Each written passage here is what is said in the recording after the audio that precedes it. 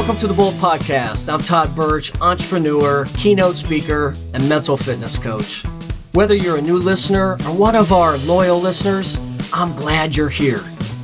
See, I believe we're all work in progress. No matter where you are in your journey, there's always another lesson, another challenge to overcome, and another opportunity to grow. And that's what this podcast is all about. With my guest, we'll have honest conversations about leadership and personal and professional growth. I'm excited for this next episode, so let's get to it. Joining me on today's episode is my friend Kyle Wells, president of Champion Personnel. But Kyle's journey to becoming president was not conventional. Along the way, he faced a leadership challenge that forever shaped how he leads today. And we're going to talk about building cultures that people actually want to be a part of, why leadership is really stewardship, and what it takes to bridge the gap between the people doing the work and the people doing the hiring. Listeners, I'm excited for this episode. Kyle, welcome to the Bolt Podcast, my friend. Thank you so much for having me on, Todd. So looking forward to unpacking some of my journey and how it's inspired, some servant-based leadership and different mentalities that have taken me very far at Champion.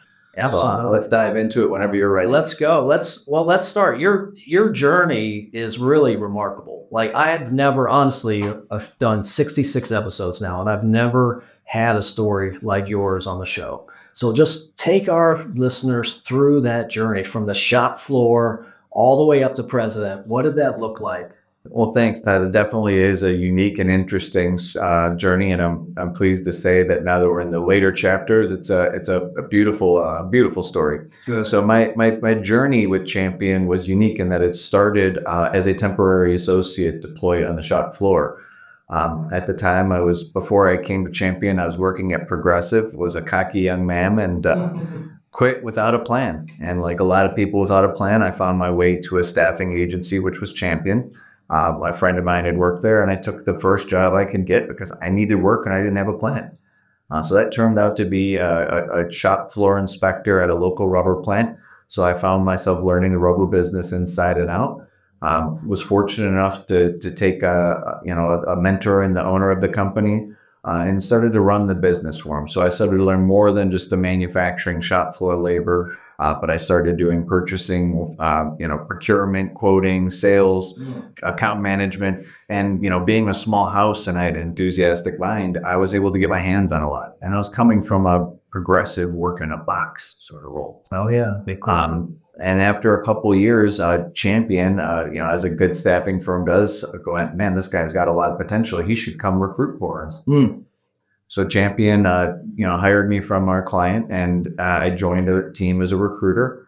And I quickly found that I was able to really relate to our candidate population and bring their stories to light when working with our clients and build what I call durable bridges between, employees and companies.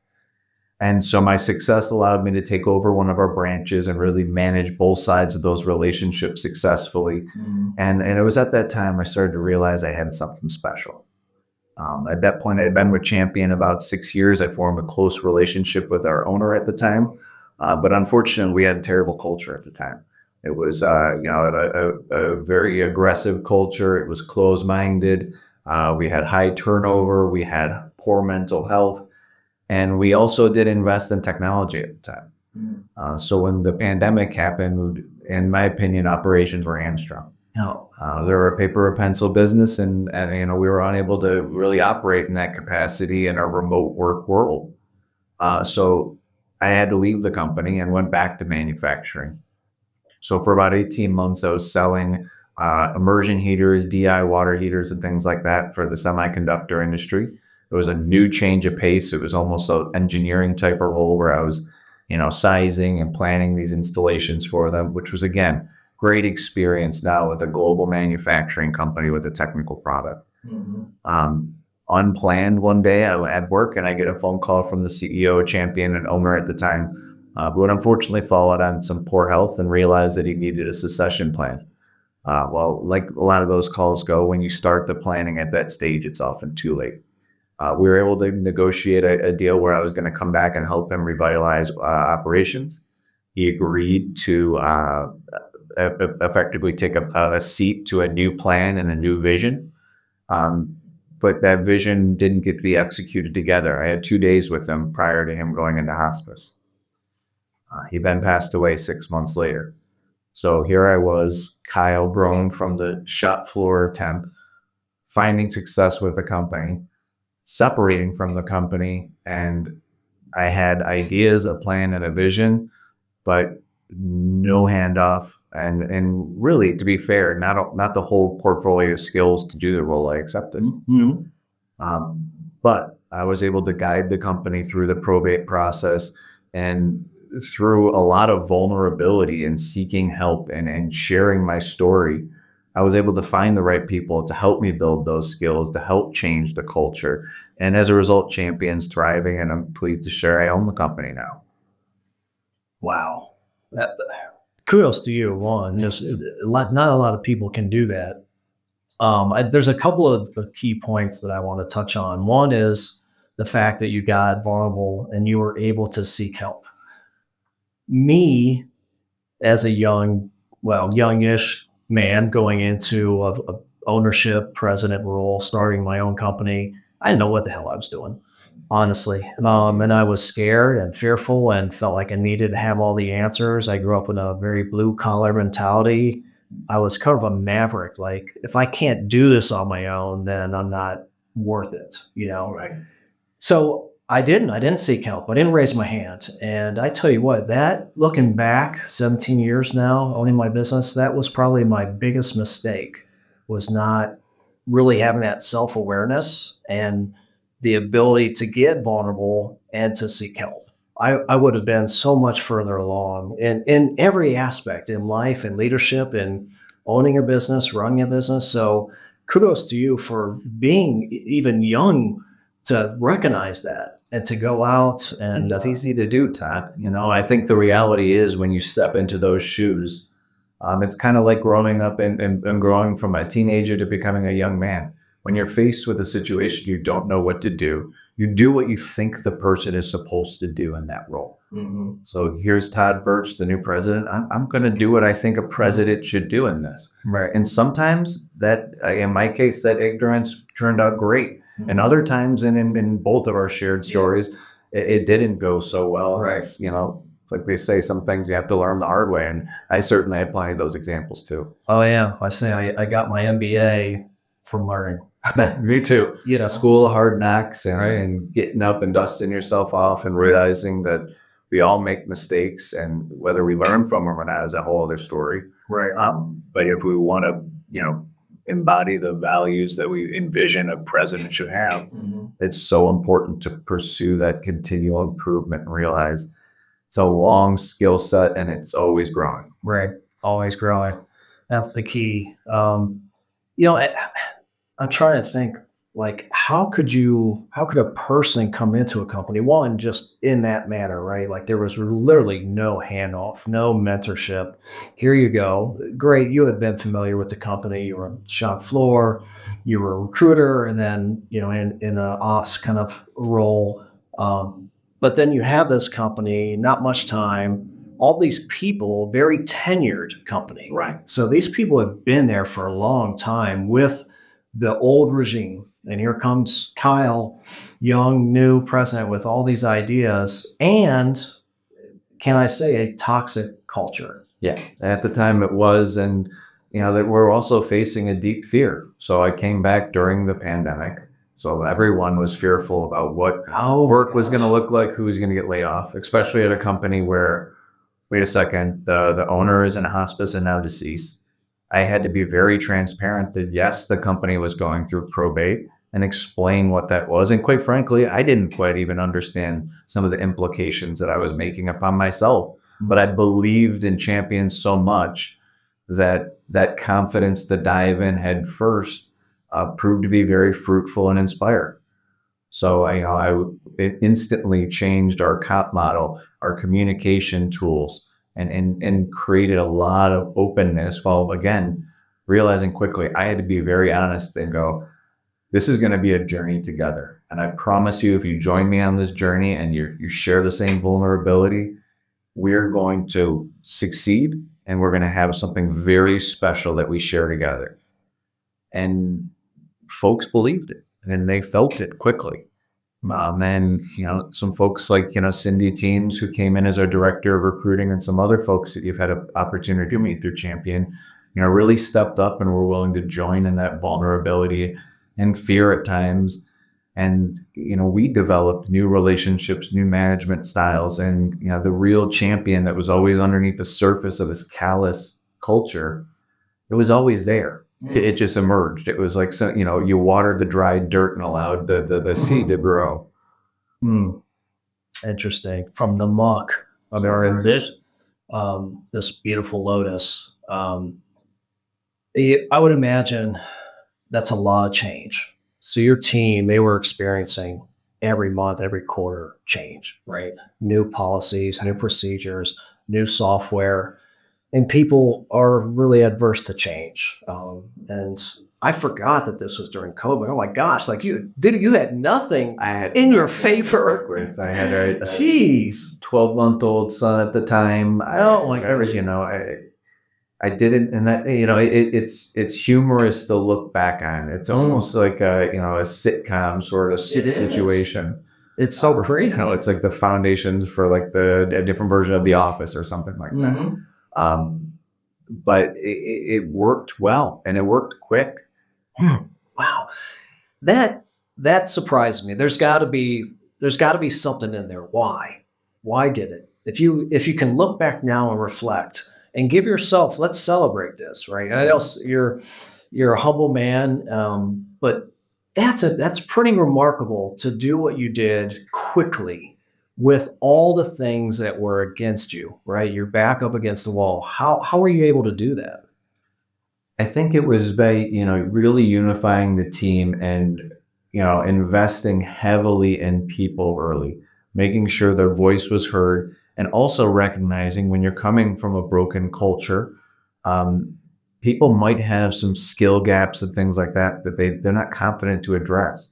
So, identifying some of those needs, getting folks the help they need, and above all, I put the money up first. We had immediately addressed the comp model, made a very aggressive industry shifting kind of change with uncapped commission, and I said from the start, anyone that wants to learn everything about this business, from how we spend money, how we choose who we spend money with, we choose the clients we do, why we don't, take a seat at the table. And if you take a seat at the table, it is going to be a fruitful seat. And if at any point you want to take that knowledge and go somewhere else, I respect it. But I think you're going to find that this is now going to be a true family driven culture, where the people at home and your life at home gets better.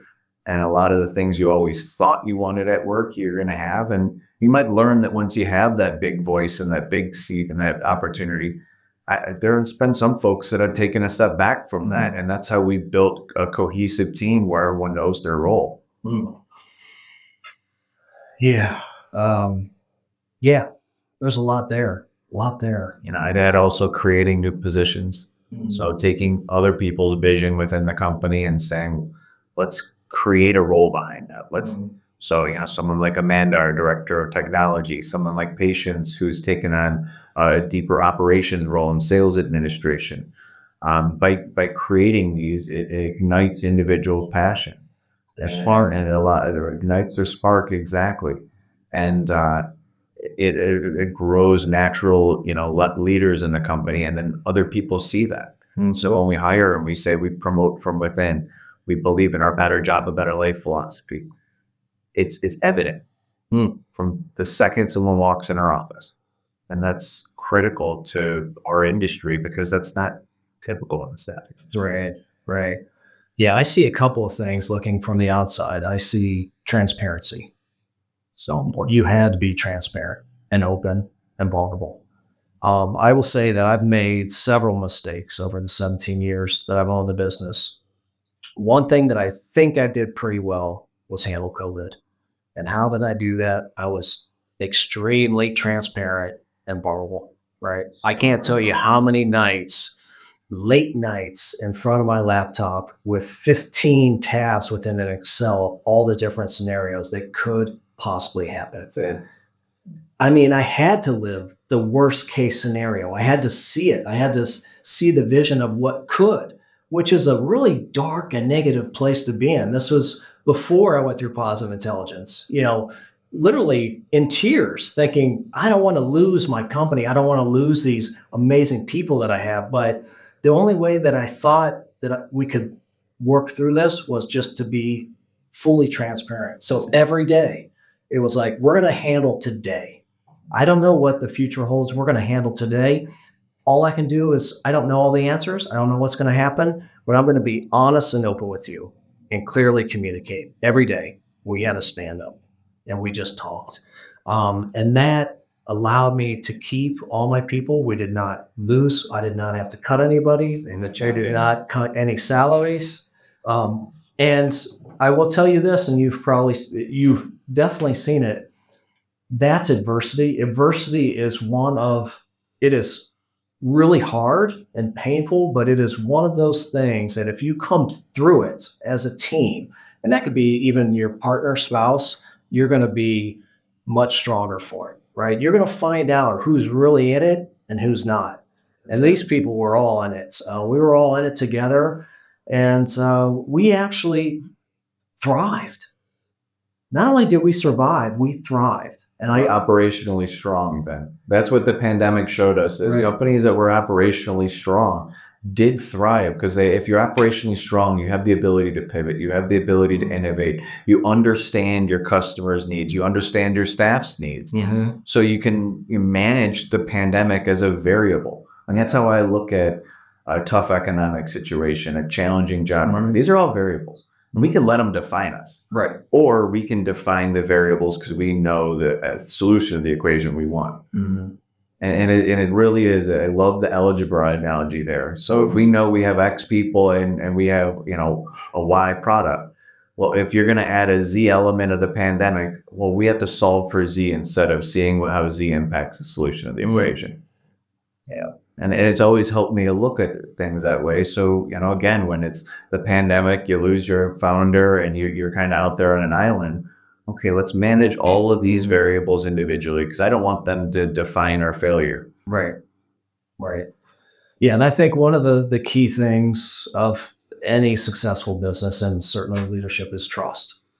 And typically that doesn't happen overnight. That takes time, but you were able to build that trust rather quickly. And I think that goes back to just being authentic. Like, this is who I am, and being vulnerable. I don't have all the answers. I don't have an MBA. I haven't done this before. We, dropping the I, and I can see this in what you're saying. It's always we, always, not I, Kyle. We did this together. We are in this together. We are going to be champions together. And that is critically important with especially a small team, right? Because all it takes is one bad apple and it can destroy a culture. Couldn't be more right, Todd. And it's so hard to earn that trust, to your point.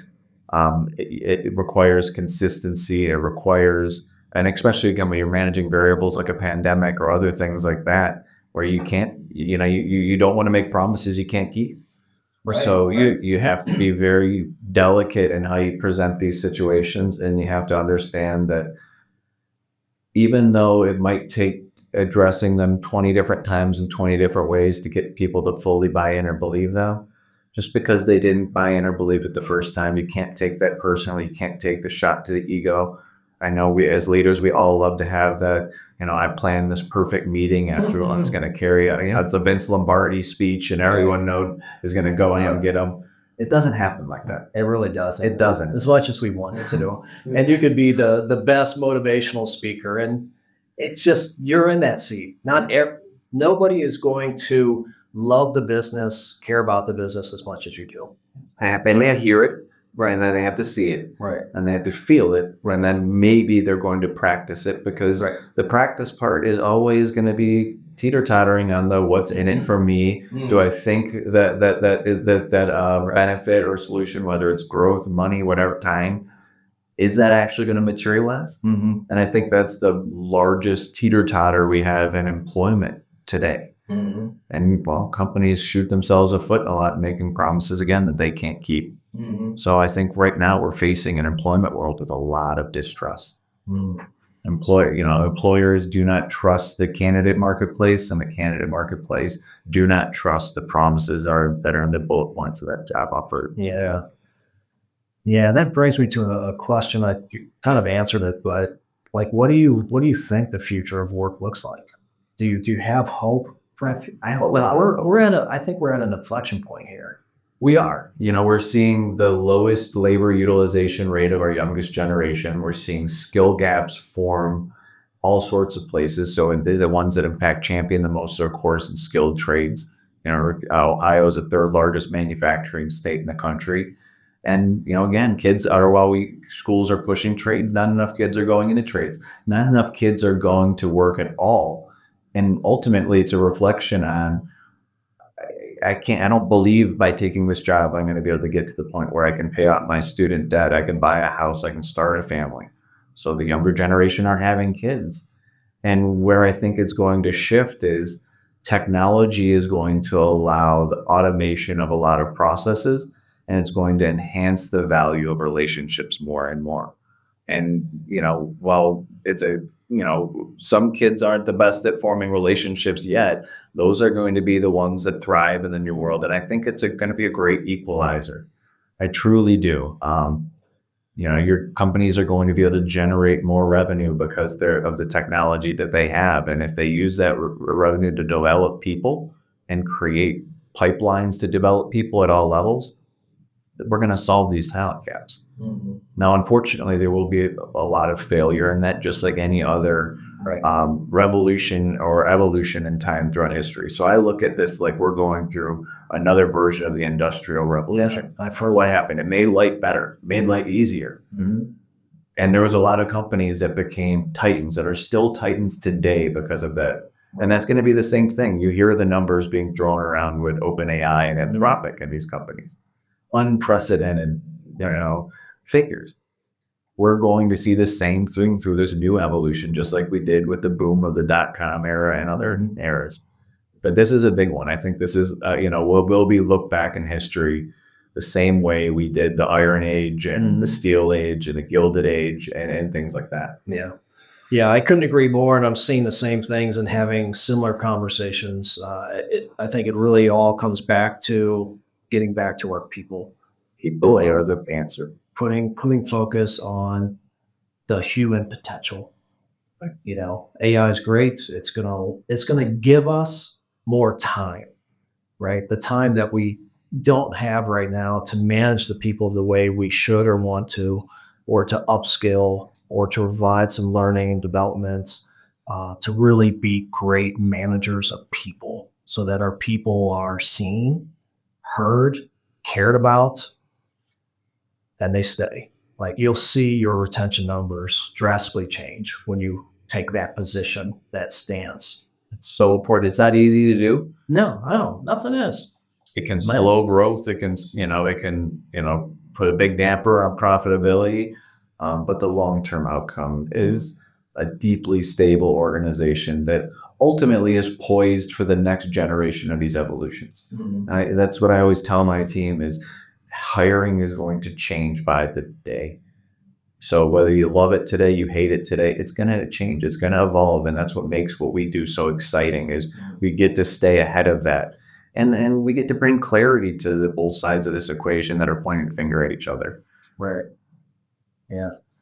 Well, you often mention leadership as stewardship. What do you mean by that? What does that mean to you? So leadership by way of stewardship is by ensuring the wellness of others before yourself. And I think when you look at how most companies' missions are written, it puts a heavy pressure on that leader to practice that first. And I think that's where a lot of disengagement, we all know the Gallup polls are on with disengagement. Yeah. 87% of people are disengaged. Well, how are you going to get someone engaged with the mission if the person who wrote it or co-wrote it doesn't practice it? Right. So I think in order to do that, you have to put a lot of those personal feelings, initiatives, especially pride. Again, one of the hardest things I had to learn at Champion was, why are people not excited for this meeting? We're putting out this new technology tool, this new piece. Hey, I'm confident it's going to help them make more money. And the reality is, I thought back at most of my career, and I go, there hasn't been too many times in my life going, Todd, I don't know about you, but I can't wait for that new meeting when we're onboarding that new tech tool on Friday. It's going to be great. I'm sure when I get out of that meeting, my inbox is going to be clear, and this is going to be a clear path to the weekend. And I'm not going to be working a little late trying to get loose ends tied up. Right. And it's such a fallacy that we fall into, isn't it?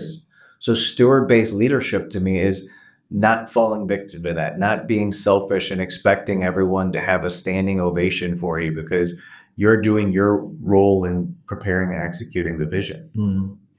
Yeah, it's interesting as I've learned a lot about the craft of speaking, keynote speaking. Oftentimes, most of the veteran speakers will tell you it's not about you. It's not about you. It's about the people. If you're looking to get a standing ovation, or you're looking to promote your own journey, right, to your own products, services, like it's about them. Go do community theater if that's what you're seeking. Like, there is a stage for that. There is. The office, Right. I said, there's that stage. Right. There's a place for that.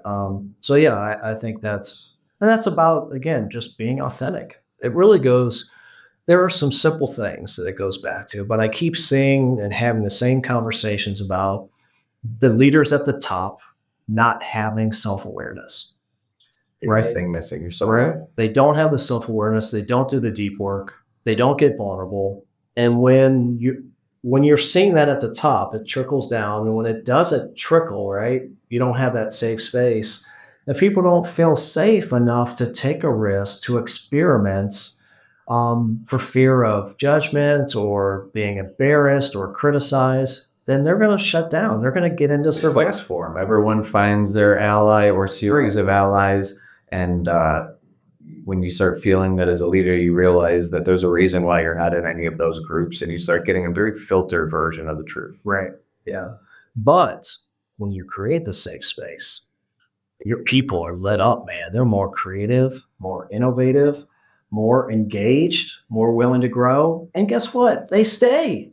Your retention increases. So very true. And it takes it takes you starting with that humility. So each tier of management shares that humility. Right. So there's direct pathways that, anybody on our team can walk to me and say, I don't think we're doing this the right way, and it's going to be heard. And it's not that they couldn't talk to their direct manager. They felt I was the right outlet for it. And vice versa. If someone feels more comfortable talking to another manager about something, that's not a negative reflection on me. That's the person that they felt could support them the best. Right. And that's a reflection of a great culture that unfortunately leaders often stifle because, well, you're not following the org chart. Everything should go through me. Right. Yeah. Well, good. I'm glad to hear that you're hopeful because you have your ear to the ground. To me, recruiting on the ground floor, literally, like to have a baseline of what you think the future looks like. In part selfish too. So staffing thrives off of imbalance, uncertainty, and things like that. So, I'm excited because complex problems require complex situations. Right. And we've been a firm that over 62 years have done the due diligence, have stayed loyal to our community and our specific markets. So we can bring those insights in and work together to not only integrate, the technology and what we do, but to help small and to medium-sized, businesses protect their family legacy, just like ours. Right. So it really ties into all of our core values, our mission about keeping Northeast Ohio beautifully unique, and keeping it, less homogenized by the corporate buyouts and the roll-ups. Right. Yeah, no, I agree. There's a lot there. Hey, it's Todd again. Look, our leaders are facing incredible challenges right now with burnout, disengagement, and stress among our teams. We see the data. Gallup shows us that 80% of employees and managers are disengaged. SHRM reports that burnout and stress are at the top of workplace challenges. And the Global Business Index reports a 180% increase in business disruption. Those are real problems. And that's why mental fitness matters more than ever. Mental fitness is your ability to respond to pressure and challenges with clarity, confidence, and laser focus, instead of being derailed by negativity, self-doubt, or stress. It's about building that self-command, especially when it matters most. How do I know? Because I went through a mental fitness program called Positive Intelligence during COVID. Changed my life, changed the way that I live, lead, and run my business. And through the Positive Intelligence program, I work with leaders and teams to help them reduce burnout, strengthen resilience, and create a culture where people feel supported, engaged, and capable of performing at their best, even under high pressure. It's a neuroscience-backed program. It's only 8 weeks, and it works. So if you're interested in learning more about the program, visit my website, toddbirch.com. Let's set up a call and I'll walk you through a quick demo. Now back to the show. I wanted to stay on that for a minute, Kyle, and talk about recruitment for a minute. Where do you see the biggest gap between the people on the floor, on the shop floor, and the people that are actually doing the recruiting? There's a lack of sincerity in how people are, first these roles are presented, how they're evaluated, and how they're onboarded. I think, the first 90 days, and I consider the first 90 days starting, including that, we call it 3 days of, hey, we're posting this job, we're interviewing you, you're going through this hiring mechanism. Companies often fall on the, hey, we have our process. Well, if that process is inefficient, you're starting off on a bad foot with someone. Mm-hmm. And unfortunately, you don't have the luxury of the old days of saying, well, if you want to work here, you're going to jump through the hoops. This is how we do things. Maybe you are, and maybe you're the dream employer out there, but that reputation is going to change. Mm-hmm.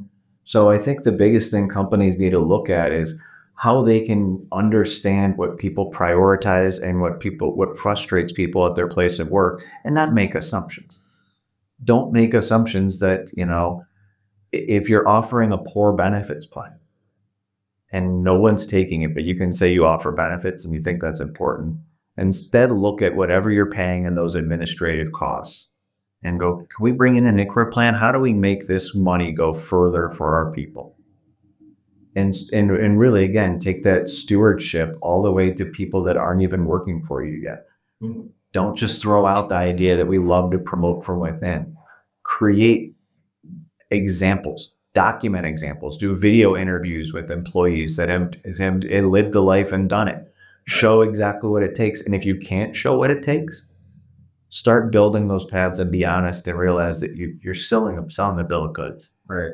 And if you don't want applicants to sell you a bill of goods, AKA I took your job description, I popped into AI and said, make my resume perfect for this job, mm-hmm. which I think every employer right now is realizing it's taking a ton of their time.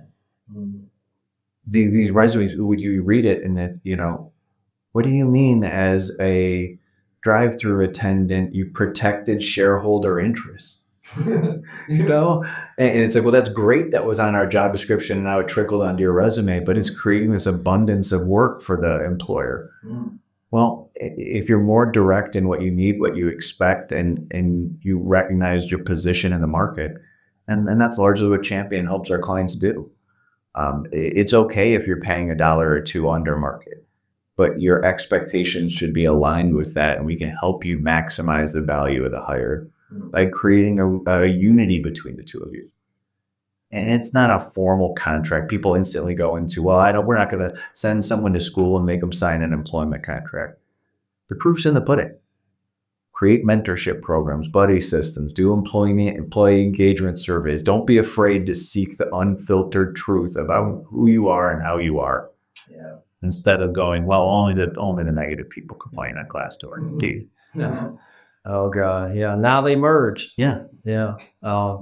which is true. Mostly it's negative feedback. Oh yeah, oh yeah, and well, just in general, most people we're negative biased people, and we will go online to leave a negative review, but rarely will we go leave a positive review because it takes time and interruption in our day, and yeah.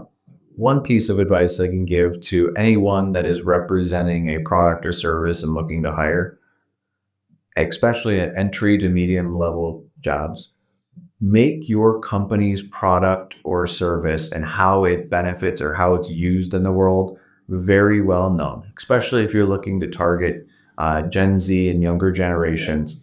Um, Candidates and individuals in the workforce love to go at a family dinner and talk about that they were working on Boeing aerospace parts that are used on this plane, or that this service is influencing Claude and Anthropic. And it's too often diminished in how companies present themselves. Yep, and I'm writing down here because you keep saying this is marketing.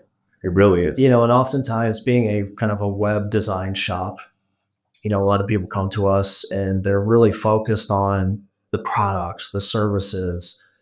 And what we learned was that you need to really focus on like your HOE brand is what I call it. Yeah, your You should higher have one. right. That whole section, like that might be your most important marketing tool. It's your website. They're going to go there first, and then your social media, or vice versa. But they're doing the research to try to get a feel. What is this company like? What is the culture like? If community is a big core value, or as I get champion, then you need to make that a part of that employee brand. You need to show the pictures from all the service work you do. Otherwise, if you don't make that, you hire based on skills. And then 60 days in, you're judging someone as a culture fit because they didn't sign up for that kind of service work. That's a failure on your part as the employer. Right. And that employee brand, again, is highlight the culture. Who better to share your culture than the people? Right. And if you don't have people that are willing to talk about the culture, is there a bigger red flag? Right. It's time to work on it. Right. And that's not being afraid to do that deep work within yourself, but also the organization, and get that 360 feedback. Yeah, it's never too late to change. There's data all around you. And I was there. I didn't want to hear it. And then I started seeing the Glassdoor reviews. Honestly, that was you see your name in Glassdoor review. That kicked me right in the face. And I'm all about patterns. A one-off, yeah, you get somebody's upset, you're gonna get that. Well, I see a pattern. I see a couple. I'm like, okay. And then I see it in the employee surveys. I'm like, there's a problem here. That problem is pointing right at me, Rob. I need to look in the mirror and make some changes. But you have to be willing to do that. And that 360 feedback all the way down to the exit interview, right? That's all my buddy Scott Right, says. It's data. So data is all around us. You just have to be open enough to see it, bring it in, and reflect and make some changes. You'll be better off for it. But yeah, a lot of it is marketing, but it's interesting. I was just on a podcast as a guest a couple of days ago. It just released, called "Ghosted by the Machine."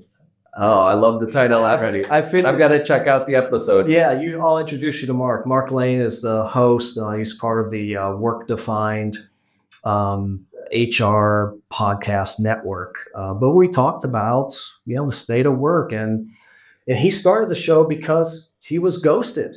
And he went a year and a half, unemployed. And what that does on your psyche and mentally. So we talked about PQ and mental fitness, and how, you can put some things in place to try to shift from a negative to a positive, and find the gift and opportunity in that really difficult life moments. But the ghosting is on both sides. It truly is. Right? So I don't know, with AI, how do you find the right person? I'm just curious. I'm not recruiting right now, but I can imagine it's super difficult.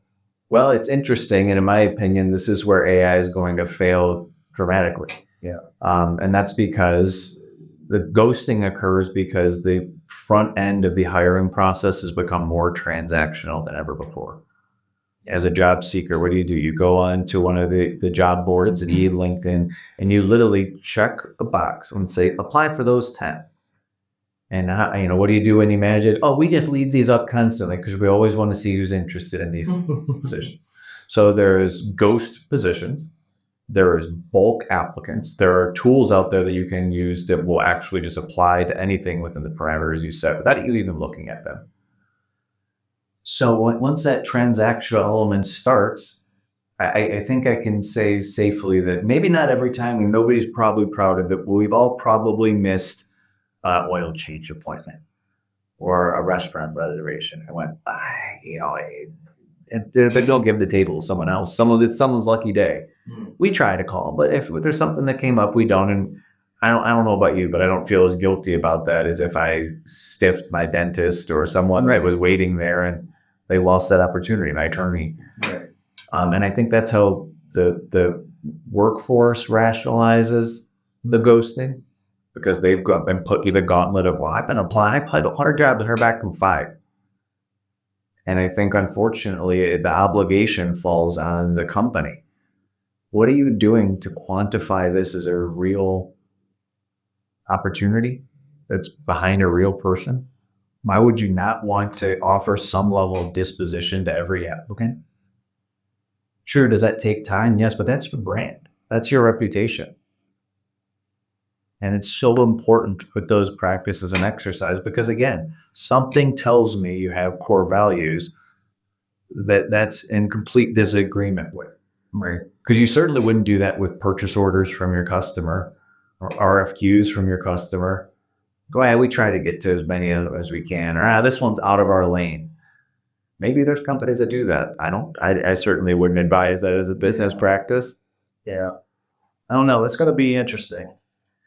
It's going to get worse before it gets better. Yeah. We're going to see some unprecedented Supreme Court judgments. There's already one with AI with Workday regarding, bias in these AI evaluation tools. And again, to me, when the average hire costs $5,700 in a non-managerial role, how can you not take the time to give people good experience, the process, and make your company as attractive as possible? Because even if I got declined, I got a disposition. This wasn't another thing that was just floating out there in the ether, hoping to hear back and not understanding the mechanism. Right. And as you know, once you start with a distrust level, it's even harder to earn it back than if you started at a level uphill. You're right. Yeah. And that's your brand. It's your brand that's out there. Everything is building that brand experience. Yeah. I mean, every bit as much as your logo, your website, and things like that, if not more. Right. List of people you're going to give a Champion shirt that are going to go out and they're either going to talk about how great it is to work at Champion or less desirable comments, or none at all, even worse. Yeah, absolutely. One of the things that I really appreciate and respect about you and the way that you run the company, you said it at the get when we started, was that investment in your people. And you reached out to me last year, and we formed a partnership, bringing me in to guide you and your entire company through Positive Intelligence, a mental fitness program. Talk a little bit about, we're not trying to sell a program here. Certainly. Just talk about why you did that and what that experience was like and how it changed your company.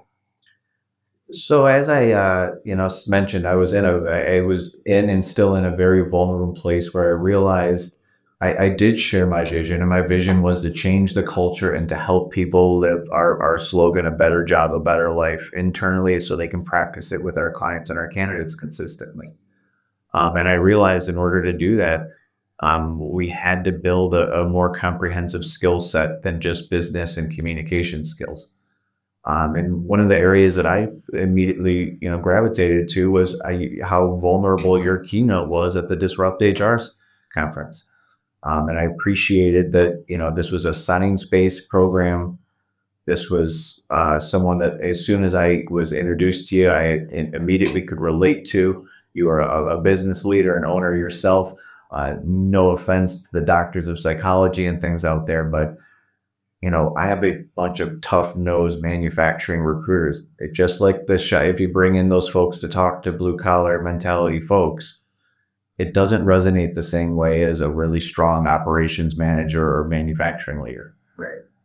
So those pairings instantly illuminated a path where I realized not only could this help people manage a high stress job, but we also have known each other so long and largely excused some of our negative behaviors and traits and things like that, or made excuses for them, including myself.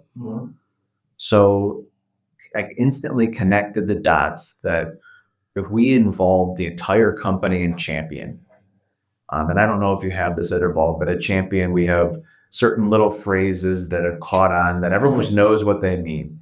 You know, whether it's how you talk about a certain client or a certain process, you know, a hot job or this happened, and things that wouldn't mean anything outside of our own world, but instantly you can draw a correlation at Champion. Yep. And I thought, wait a second, what if we did this with this program? What if we not only went through this and became stronger ourselves, but understood the unique strengths, challenges, and whatnot that everyone faces?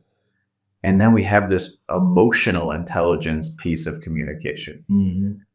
And that's why I instantly said, Todd, let's do this and let's put everyone through it. Let's not make this a hold your hand up. Right. But if everyone says they believe that this is where they want to go, hop on and we're gonna add a unique skill to it.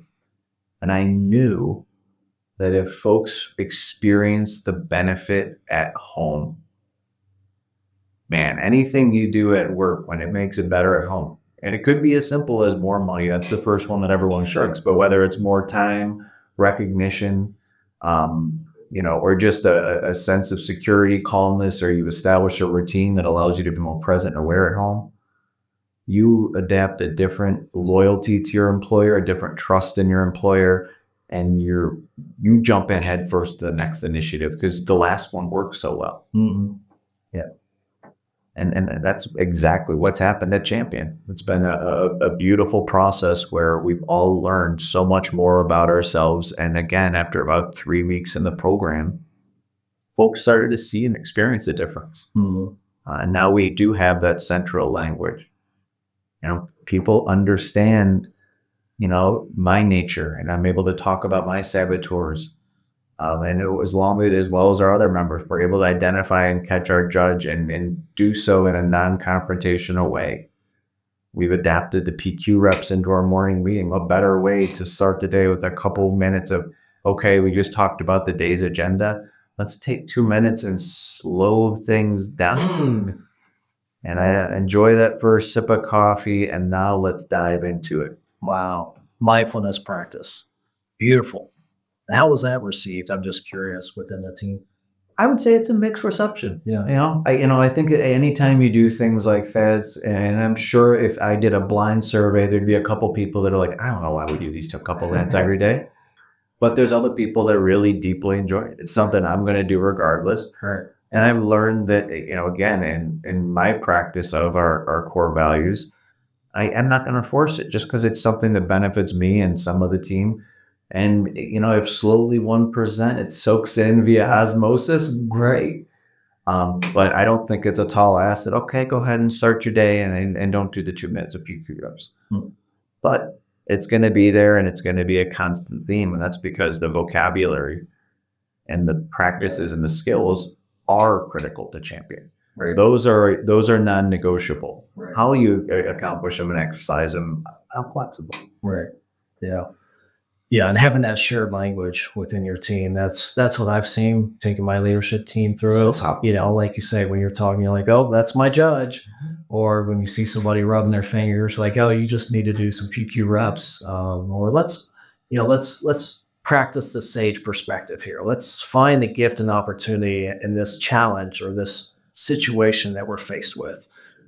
Frequently had people, you know, use that sage step, do 5 minutes of PQ reps. Hey, we got this big order we have to fill by the end of the day. Holy smokes, we had this, you know, atom bomb of a tough situation come out. And it became like a part of the, you know, game plan. Hey, what's the first step? You know, let's charge our brains. Okay, everyone knows what they're going to do. Go forth. Right. And the benefit of that is that clarity, that laser focus, because you're not derailed by stress. You're not going down a rabbit hole. You're not reacting, which is what most leaders do. Right. And it's just our human nature is to react. But when you can pause and really be at peace and calm and either accept it, some things are just what they are. You can't change them, and others you can find the gift and opportunity in it. That's converting it. And that's a beautiful way to live, to lead. And what I saw with your team, which I feel is even more important than any of this, is how they took it home and what it did with their home life. And while you as a company champion, invested, paid for this program, uh, uh, essentially it helped them be better parents, better partners, right? With their spouse, with their kids, stronger relationships, be more present, not be so stressed out when they get home. And when your home life is good, that just bleeds into work. So you've created this kind of reciprocal cycle back and forth. Yeah, that was the goal. And especially because, one of the stressors of the staffing industry is our recruiters and account managers are responsible for 24/7 relationships. Yeah. And that's hundreds of people you're responsible for. It's not a matter of what's going to go wrong. If it's what Oh, yeah. when. Right. And we're very good at mitigating those risks, but that typically means at various points of the week, someone is getting a call during dinner.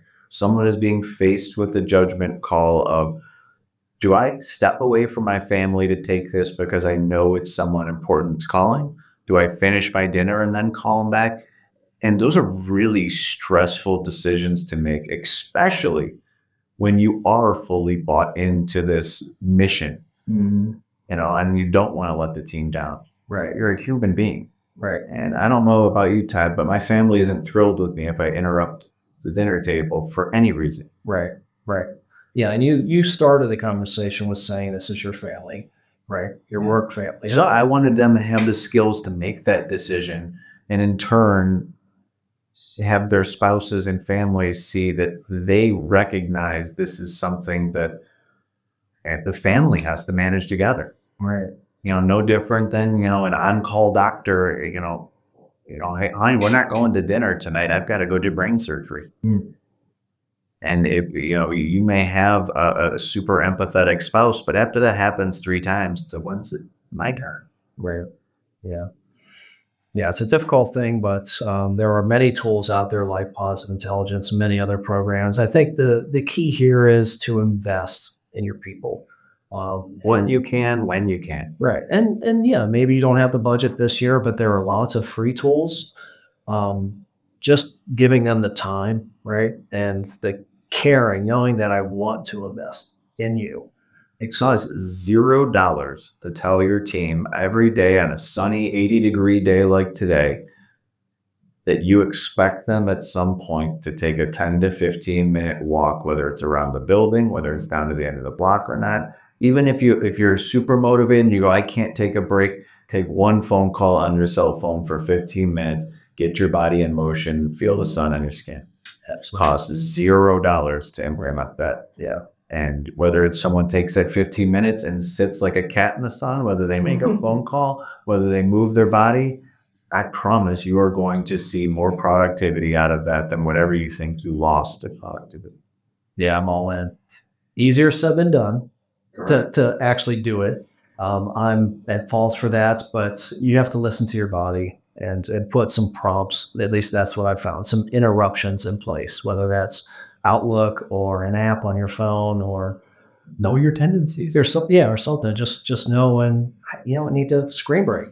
I need to reset.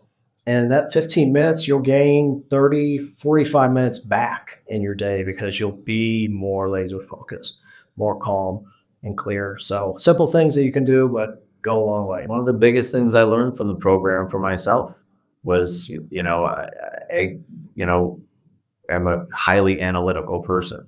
So I try to solve every problem immediately. Sometimes someone just needs someone to talk to. Mm-hmm. And the development of those empathy skills, especially from a leadership perspective and not from a friend relationship or a spousal relationship, parent relationship, Right. Has been so influential in my professional career. Yeah, absolutely. Good old hyper rational. Good old hyper-rational, Kyle Savitor. This has been awesome, Kyle. We are now about to hit the lightning bolt round. Leaders built or born? Both. I think there are natural attributes of leaders that individuals show at a very, very young age. And there's people that capitalize, and those are people that don't capitalize on those. I don't think that anyone just comes out of the womb and they're destined to be a leader. But I just think just like any other role, there's people that have a brain that is naturally better for engineering work, medical work, or certain disciplines. I think leadership skills are one of those, and they can be present with some of these other skill sets as well. Right. But just because you were born with an axe, did you sharpen it? Did you learn how to swing it? Bringing out Stephen Covey. That's exactly it. Yeah, I love it. I'm all about it. What's a habit that you have to do? It's a non-negotiable that helps you stay grounded. So a habit I use every day is a prioritized to-do list.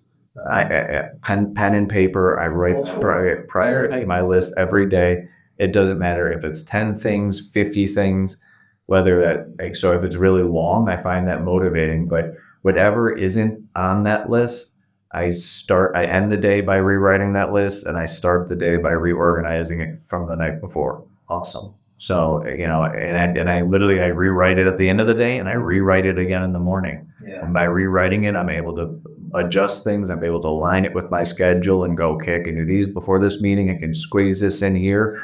Or I can also plan and say, hey, it's going to be a late one, and make the right arrangements at home, or decide to, fire up the laptop late at night and, get something done over a glass of bourbon. Yeah, I hear you. I do the same thing, except I've moved to Trello. I think I shared. Yeah, it looks great. I still haven't explored it. I'm a slave to my notebook. Yeah, no, hey, as long as you have something. But I love Trello. I don't get anything. I don't get any commission fees from them. But great little app. Cheap, lightweight, easy to move from cards from different stacks and boards, and keeps everything there, but allows you to prioritize. So I have a today, things to do, other buckets, but if it's not on today, then it's not getting done.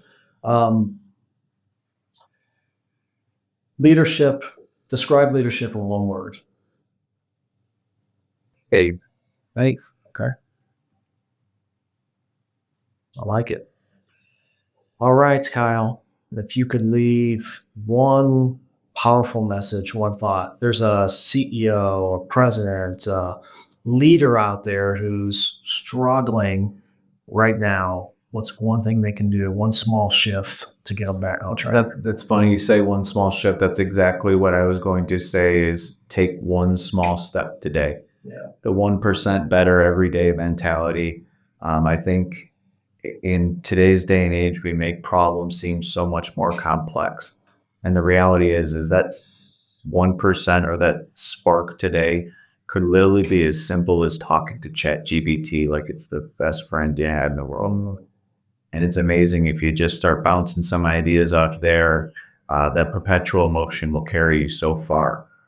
And I think that's one of the biggest things that so many people are lacking, is they're waiting for some lightning bolt of epiphany or the entire plan to come together. Take one small step and believe in the momentum of it. Yeah. And again, in my opinion, that this is where technology makes that first step. It is easy as a couple sentences. Right. Yeah, I love it. No, this has been great, man. Thank you for coming back. Hey, thanks so much on the show. This is our second take, folks. Take two, so it's always better the second time. I screwed up the first time. Deleted the video file, and I could have got stuck in my head, Kyle. I could have been down a negative spiral. My judge was there, like, damn it, Todd, really? You did this again?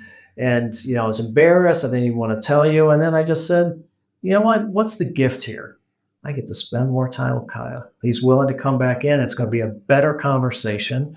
And I also think these conversations, I could have this conversation once a week, because it reminds me, or also tests me, and I could think back on, say that. Right. to again stay just as relentlessly dedicated to that vision and drive and goal. I love it, man. Thank you, brother, for coming on the show. Having me on. Wow, another great episode. Thanks for joining us on the Bolt Podcast. Look, if today's conversation sparks something for you, pass it along. Every share creates a ripple, and that ripple has the power to change somebody's life.